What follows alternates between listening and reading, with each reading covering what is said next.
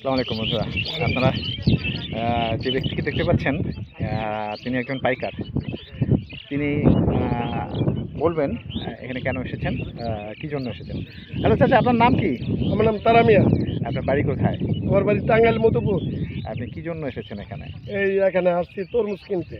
ও আচ্ছা আচ্ছা, আপনারা দেখতে পাচ্ছেন এই যে তরমুজ মাঠ থেকে হারভেস্ট করে এখানে রাখা হয়েছে। আমাদের এই বরগুনার তরমুজ কেমন? মিষ্টি তরমুজ এই জায়গার তরমুজ। মিষ্টি তরমুজ এবং একদম ভেজাল মুক্ত, তাই না? জি কোনো জি রকম কোনো বা না কেমিক্যাল না ব্যবহার না হয় না। না। আচ্ছা আচ্ছা আচ্ছা।